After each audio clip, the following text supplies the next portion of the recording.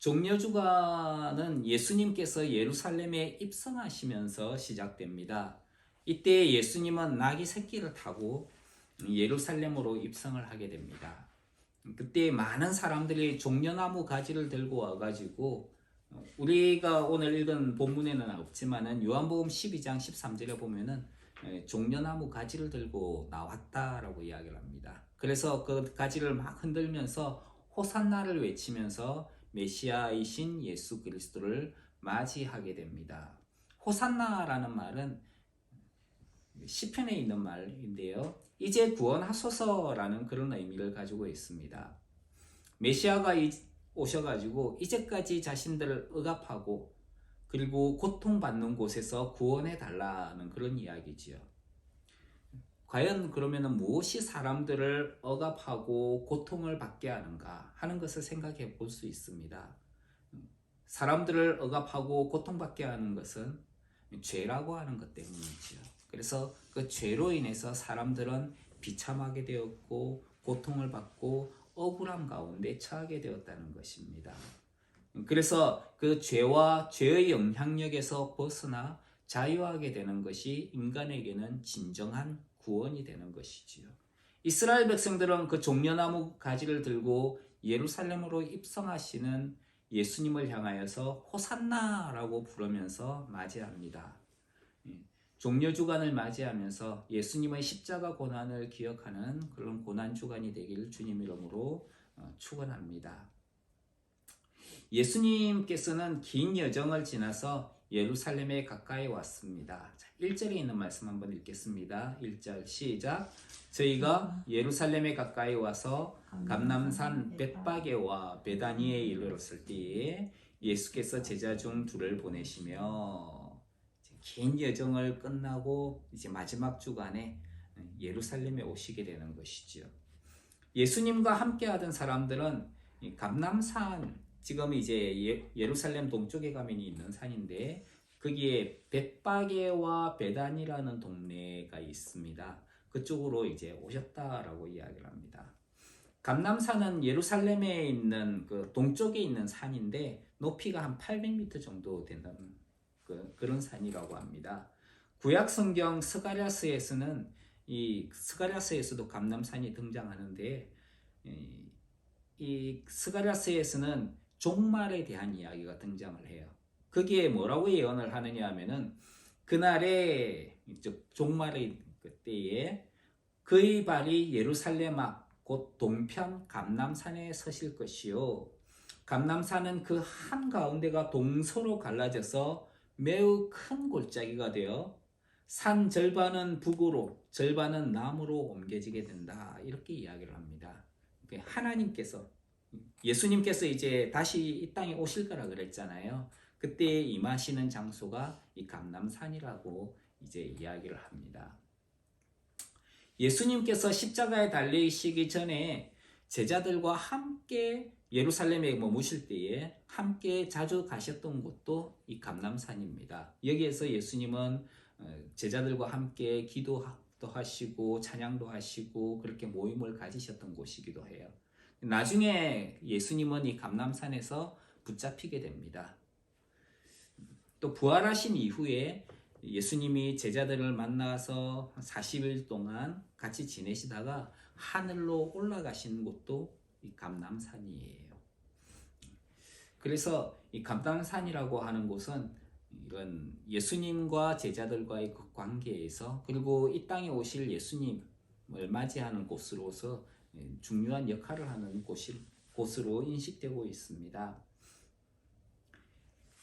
근데 예수님께서 예루살렘에 가까이 오셨을 때 가셨던 마을이 벳바게와 베다니라고 하는 마을이라고 이야기를 합니다.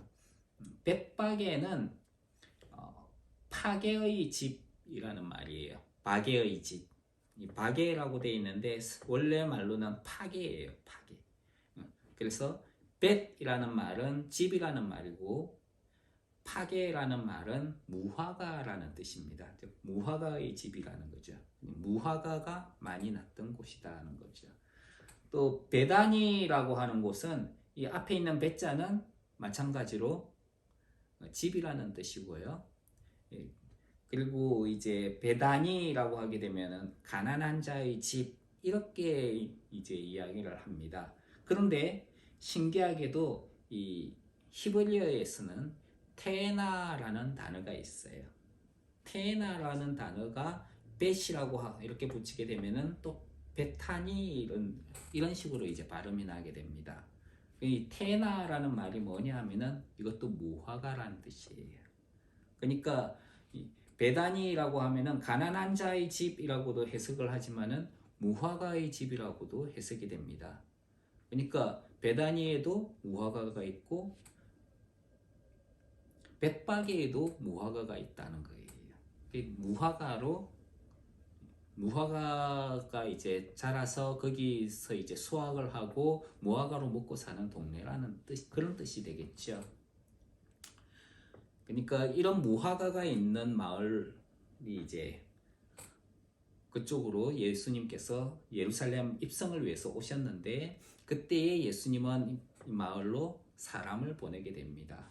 맞은편 마을로 사람을 보내게 되는 것이지요. 이 종려주간은 주님의 말씀에 순종하는 것으로 시작을 하게 됩니다. 그래서 우리가 이 종려주간을 보내면서 하나님의 말씀에 순종하는 은혜가 있기를 주님의 이름으로 축원합니다. 자, 2절에 있는 말씀 한번 읽겠습니다. 2절 시작. 이르시되 너희 맞은편 마을로 가라.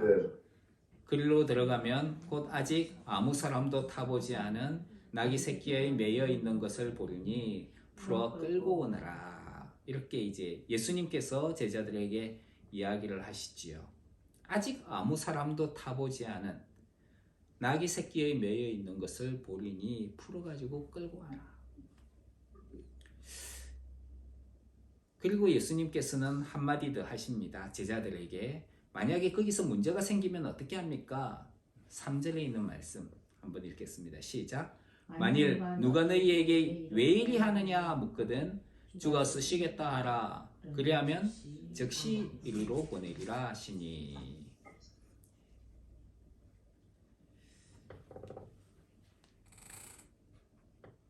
너희가 나귀 새끼를 풀고 있는데 누가 물어보면은 주가 쓰시겠다고 해라. 그러면은 그 사람들이 나귀 새끼를 보낼 것이다.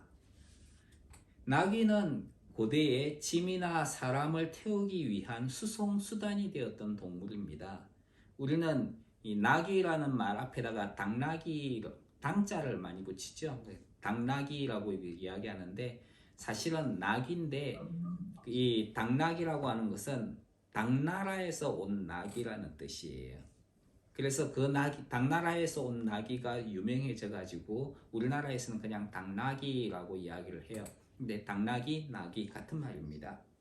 고대에는 이렇게 짐이나 나귀에다가 짐도 싣고 사람도 타고 이렇게 수송수단이 되었던 동물인데요. 어떻게 보면은 여기에 이제 아무 사람도 타보지 않은 나귀 새끼라고 했으니까 오늘날로 이야기하자면은 이런 짐차 같은 거 있죠. 짐차인데 아직 시승식도 안 해본 새 차를 끌고 왔다. 뭐 이런 말이 되겠죠. 하나님을 위해서 제일 먼저 드렸다는 것을 의미를 하게 됩니다. 중고차를 끌고 온 게 아니고 새 차를 끌고 온다는 거예요. 비닐도 아직 뜯어보지 않은. 우리가 이런 것들을 보면은 하나님을 위해서 제일 중요한 것, 제일 먼저 하나님께 내어드려야 된다. 내어드려야 한다는 것을 우리가 알 수 있는 것 같습니다. 즉 사용하던 것이나 나중에 일을 하다가 하나님을 위해서 드리는 것이 아니라는 것이라는 거예요. 하나님을 제일 우선으로 여기는 것이 필요하다는 것입니다. 우리가 하나님을 대하는 마음 자세도 이와 같아야 합니다. 하나님을 가장 우선순위에 둬야 하는 것이죠. 내가 할 거 다 하고 나서 나중에 제가 시간이 되면 교회 가겠습니다. 하나님 믿겠습니다. 내 물질이 다 준비가 되면은 돈 많이 벌고 난 다음에 그것을 하나님을 위해서 사용하겠습니다. 하나님 그걸 원하시는 게 아니거든요. 뭐 하나님이 시간이 없어서 그리고 물질이 없어서 그런 물질을 받기를 원하는 게 아니에요. 다 하나님 거예요. 이 세상에 있는 모든 것이 다 하나님 건데 하나님이 그거 가지고 뭐 그게 필요해 가지고 나한테 달라 하지 않습니다. 중요한 거는 우리의 마음의 우선순위가 무엇인가, 우선순위를 보기를 원하시는 거예요. 그래서 우리의 우선순위를 하나님께 두어야 됩니다. 그래서 시간을 쪼개가면서 하나님을 섬기는 것이고, 쪼달리는 가운데에서도 하나님께 내 우선순위가 하나님께 있습니다. 이걸 보여주기 위해서 헌금을 하는 거예요. 11조도 내가 먹고 살기 힘들지만은 빠듯한 삶 속에 있지만은 하나님을 위해서 먼저 하나님이 내 삶의 우선순위입니다. 이것을 기억하고 하나님께 드리는 것이 11조예요. 그러니까 헌금을 한다는 것은 남아서 드리는 게 아니라는 거예요. 남는다면 뭘 못하겠습니까? 남아서 드리는 것이 아니라 하나님을 내가 먼저 생각하고 있다는 그 증표로 드리는 거예요. 그래서 우리의 우선순위가 하나님 우선순위, 하나님 중심이 되어야 되는 거예요. 11조를 하든 안 하든 그건 중요하지 않아요. 근데 우리 마음의 우선순위가 어디에 있는가 하는 것을 보여주는 것입니다. 예수님은 아직 아무 사람도 타보지 않은 나귀 새끼에 매여 있는 것을 끌고 오라라고 하셨어요. 제일 우선으로 하나님께 드리는 것을 이야기를 하는 것이죠. 스가랴 선지자는 이렇게 예수님께서 나귀 새끼를 타고 예루살렘에 입성하실 것에 대해서 미리 이야기를 해놓았습니다. 시온에 따라 크게 기뻐할지어다. 예루살렘에 따라 즐거이 부를지어다. 보라, 내 왕이 내게 임하나니 그는 공의로우며 구원을 베풀며 겸손하여서 나귀를 타나니 나귀의 작은 것 곧 나귀 새끼니라. 이렇게 예수님이 나귀 새끼를 타고 예루살렘에 입성하실 것을 스가랴 선지자는 이미 예언을 해놓았어요. 그러니까 나귀 새끼를 타고 이렇게 입성하시는 분이 메시아다라는 것을 미리 밝혀놨던 것이지요.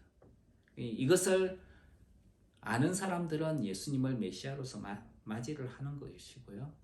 알고 있지만은 뭐 나귀 새끼 예루살렘에 들어왔던 나귀 새끼가 한두 마리야 그러면서 그냥 치부해버렸던 사람들은 메시아로서 예수님을 맞이하지 못하게 되는 것입니다. 근데 이렇게 예수님을 메시아로 맞이하는 이 사람들은 예수님에 대해서 몇 가지를 알 수가 있습니다. 첫 번째로 그 나귀 새끼를 타고 오시는 분은 왕이라는 것이지요.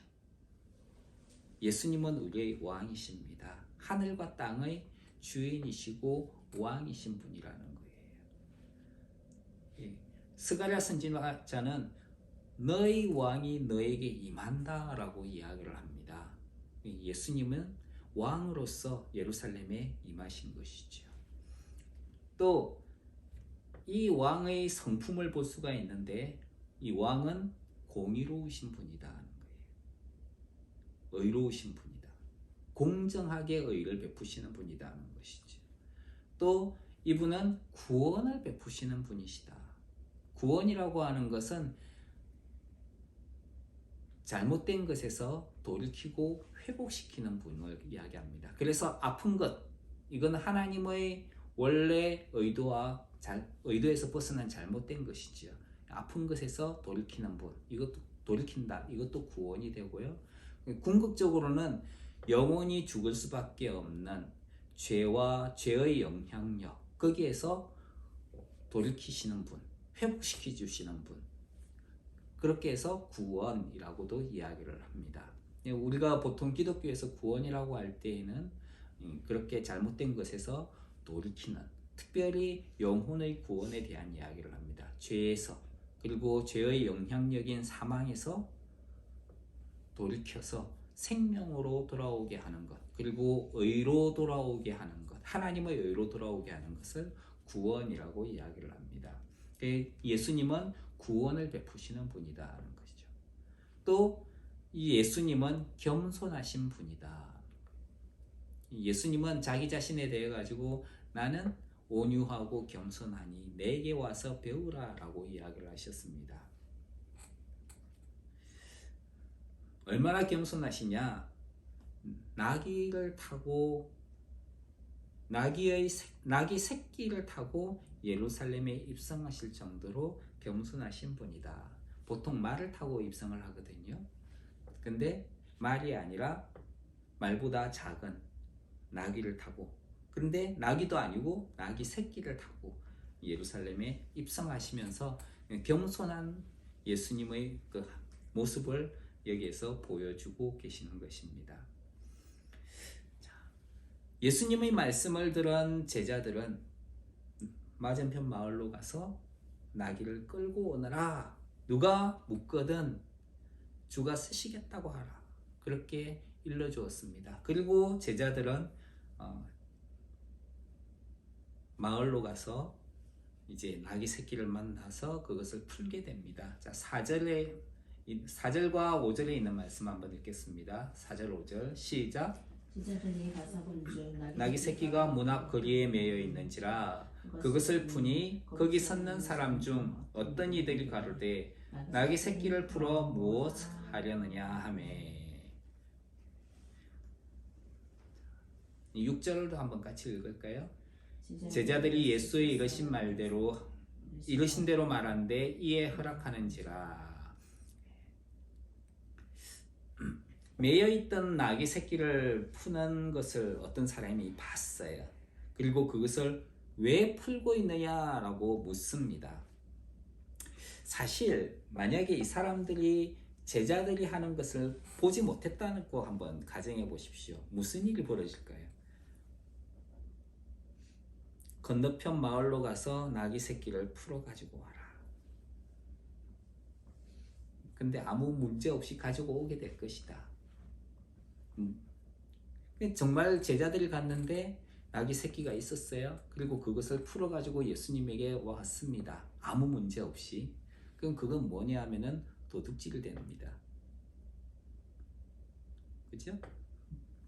주인이 따로 있는데 그 주인의 허락도 안 받고 그냥 가져오게 되는 거죠. 그건 도둑질이에요. 근데 하나님은 그것을 도둑질로 만들지 않도록 일부러 사람들에게 적발이 되게 하셨어요.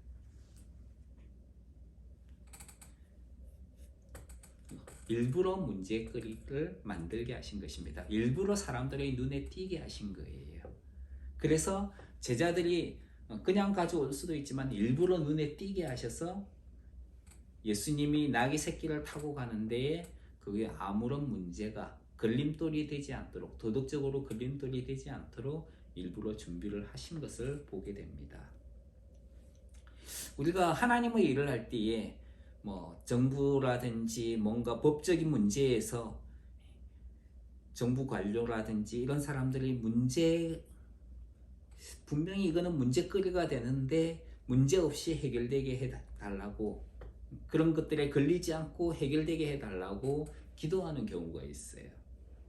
근데 어떤 때 보면은 그게 꼭 발목을 잡는 경우가 있거든요. 생각한 대로 일 처리가 안 되는 경우가 있습니다. 그건 무엇 때문이냐? 그것은 분명히 그것이 심각한 문제를 가져올 것을 하나님이 알고 계신 거예요. 그래서 그걸 문제거리로 일부러 드러내시는 겁니다. 그러면은 그 문제를 해결하기 위해서 무슨 일을 하게 됩니까? 제자들이 했던 건 뭐예요? 예수님께서 주가 쓰시겠다 하라 라고만 말하면 될 것이다 라고 하셨어요. 그래서 제자들은 예수님이 하신 말씀대로 주가 쓰시겠다 이렇게 그 사람들에게 이야기를 합니다. 그러니까 문제가 해결됐어요.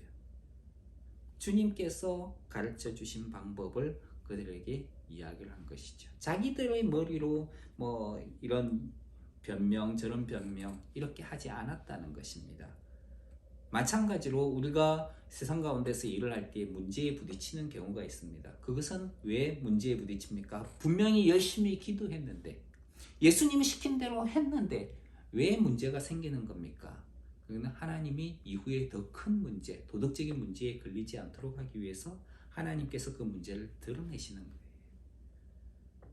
그래서 그 문제가 해결이 되도록 하기 위해서 순적하기, 정말 우리를 위해서 하나님의 영광을 위해서 아무런 문제가 되지 않도록 하기 위해서 일부러 문제를 제기를 하시고 드러내시는 겁니다. 그런 때에 우리는 어떻게 해야 될까요? 제자들은 무엇을 했습니까? 주가 쓰시겠다 하라. 그러면은 보낼 것이다. 이 이야기를 하셨어요. 하나님께서, 예수님께서 가르쳐 주신 방법대로 제자들은 했다는 것이지요. 자기들의 생각이나 변명을 한 것이 아니라 하나님의 방법으로 주가 쓰시겠다. 우리가 이 세상에서 똑같은 방법으로 문제가 생겼어요. 그러면은 하나님께 먼저 물어봐야 됩니다. 하나님 뭐라고 이야기를 할까요? 어떤 식으로 해야 됩니까? 제자들은 주님께서 알려주신 대로 주가 쓰시겠다라는 말을 했습니다. 그러자 그 주가 누군데 난 모르는 사람이야. 이렇게도 반응을 할 수 있었는데 신기하게도 이 사람들은 제자들이 전한 그 말을 듣고 그래? 가져가. 이렇게 허락을 해 주었다는 거예요. 이런 황당한 경우가 생길 수 있을까? 하나님의 방법대로 하면 된다는 것이죠. 주님께서 가르쳐 주신 방법이 있었기 때문에 가능한 거죠. 그렇기 때문에 우리가 주님의 말씀을 듣고 순종하는 것이 필요합니다. 주님께서 이 문제에 무엇이라고 간섭하는지를 우리는 듣고 알아야 되는 것이지요. 인간의 생각으로 좋은 변명을 아무리 준비해 놓더라도 하나님께서 제시하시는 방법이 제일 좋은 해결책이라는 것입니다. 제자들은 주님께서 말씀하신 것에 순종해서 발걸음을 옮겼고 그리고 나귀를 가지고 오게 되었습니다. 우리는 순종을 통해서 주님의 뜻을 이루는 것을 보게 됩니다. 제자들은 주님께서 하신 말씀대로 전해주니까 그 주님의 말씀을 통해서 일이 해결되는 것을 경험하게 됩니다. 그래서 이 고난주간의 시작은 주님의 말씀에 순종하는 것으로 시작한다. 그러니까 우리가 이 고난주간을 시작을 하면서 주님의 말씀에 순종하는 은혜가 있기를 주님 이름으로 축원합니다. 나귀 새끼를 끌고 온 제자들은 자기들의 겉옷을 나귀 새끼 위에 얹어 놓았습니다. 마치 말 안장과 같이 자기들의 겉옷을 안장처럼 내놓은 거예요. 무엇을 안장과 같이 내놓았다고요? 겉옷을. 이 재밌는 표현인데 겉옷을 얹어놨어요. 그럼 안에는 뭐가 있습니까? 제자들은 속옷밖에 없어요. 그러니까 예수님 탓이라고 안장으로 걸쳐놨는데 자기들은 속옷을 입고 있다는 거예요. 자, 이건 이제 한국적인 생각으로 하면은 문제가 되긴 해요. 왜냐하면은 이 겉옷이라고 하는 것은 이스라엘 사람들의 그 겉옷이라는 말은 외투를 이야기합니다. 그러니까 길에 갈 때에 일반적으로 입는 외투를 겉옷이라고 이야기를 해요. 그 겉옷이 없는 것은 속옷이라고 보통 오해를 하는데 속옷은 뭐냐 하면은 우리가 겉옷이 없이 일상적으로 입고 집에서 활동할 때 입는 옷 있죠? 그것을 속옷이라고 이야기를 합니다. 근데 이것을 또 다른 방법으로도 한번 생각해 볼 수가 있습니다. 겉옷을 벗어서 주었다. 자기들의 수치에 부끄러움이 없이 예수님을 위해서 내어놓았다는 것입니다. 어떤 면에서는 겉옷을 벗어드린다는 것은 자기들에게 속옷만 입는 수치일 수도 있죠. 근데 그 수치를 주님을 위해서 내어놓는 거예요. 예수님도 우리를 위해 십자가의 수치를 당하셨죠. 근데 예수님은 수치를 당할 때에 그 앞에 있는 즐거움을 위하여 십자가를 참으시고 부끄러움을 개의치 않았다라고 이야기합니다. 그랬더니 하나님 보좌 우편에 앉으셨다는 거예요. 우리가 우리의 수치를 주님 앞에 내어드릴 때에 하나님은 당신의 옷으로 우리의 수치를 덮어주시게 될 겁니다. 예수님께서 제자들이 끌고 온 나귀 새끼를 타고 예루살렘으로 입성합니다. 이제 많은 사람들이 자기 겉옷과 또 어떤 사람들은 밭에서 벤 나뭇가지를 길에 펴고 그리고 손에 종려나무 가지를 들고 호산나라고 외치면서 예수님을 맞이하게 됩니다. 로마에서는 왕이 성으로 입성할 때에 바닥에 무엇인가를 까는 그런 행사를 했는데요. 전통적인 행사 중에 하나가 이제 왕이 성으로 입성할 때에 바닥에 뭘 깔아놓아요. 그것은 황제가 새로운 도시나 지역을 정식으로 점령하거나 통치할 때에 우리는 왕의 통치를 받습니다 라고 공식적으로 인정하는 행위라고 합니다. 그래서 제국의 확장과 함께 황제의 지배력을 받는 곳이 이 성입니다 하는 그런 의미로 바닥에다가 이런 것들을 깔아놓는다고 해요. 예수님을 맞이하던 이스라엘 백성들은 로마의 황제가 하듯이 그렇게 예수님을 맞이를 합니다. 즉 하나님 나라의 확장 그리고 하나님의 다스리심이 이 성에도 이미 이루어졌습니다 하는 그런 의미인 것이지요. 이제 자신들이 바라던 하나님 나라를 예수님께서 이루고 계신다 하는 그런 기대를 하고 있다는 것을 알 수 있습니다. 이것은 예수님을 이스라엘을 구원하기 위해 오신 메시아로서 영접하고 있다는 것을 의미합니다. 우리도 예수님을 우리의 왕으로 그리고 메시아로 환영하고 함께하는 은혜가 있기를 주님 이름으로 축원합니다. 예루살렘으로 향하던 예수님을 맞이한 백성들은 호산나라고 외쳤습니다. 시편 118편 25절에 있는 말씀인데 이제 구원하소서라는 히브리어입니다. 하나님을 향한 감사와 하나님의 행하심에 대한 신뢰를 노래하는 것이 시편 118편인데 특히 25절은 하나님께서 정하시고 행하신 그날에 구원하시는 하나님을 향한 노래를 하고 있는 것이 시편 118편입니다. 하나님께서 예비하신 구원자를 보내신 것을 찬송하는 노래인 것이죠. 그래서 이스라엘 백성들은 예수님을 메시아로 맞이하면서 이 노래를 부릅니다. 찬송하리로다. 오는 우리 조상 다윗의 나라여 가장 높은 곳에서 호산나. 이러면서 마치 황제가 입성을 하듯이 예수님을 맞이하고 있는 것이지요. 이것이 예수님께서 이 땅에서 맞이하고 계시는 고난주간이자 종려주간의 시작입니다. 이렇게 고난받으심으로 내가 온 것은 양으로 생명을 얻게 하고 더 풍성히 얻게 하려는 것이다 하는 말씀을 이루시는 것을 보게 됩니다. 우리가 이 고난주간을 지나면서 우리가 생각해야 될 것은 말씀에 순종하는 것으로 시작이 되었다는 거예요. 그리고 하나님의 말씀대로 우리 생각이 아니라 하나님의 말씀대로 우리는 행해야 된다라고 하는 것을 우리가 생각해 보게 됩니다. 그런 은혜가 주님 이번 한 주간 저와 여러분들의 삶 가운데 풍성하길 주님 이름으로 축원합니다. 기도하겠습니다. 하나님 은혜를 감사합니다. 우리를 구원하시려고 예루살렘에 입성하실 때에 이 고난주간의 시작이 하나님의 말씀에 순종하는 것임을 우리가 보게 됩니다. 우리가 주님 말씀에 순종하고 주님의 뜻을 이루는 하나님의 사람들로 살아가게 해주시옵소서. 예수님 이름으로 기도합니다. 아멘.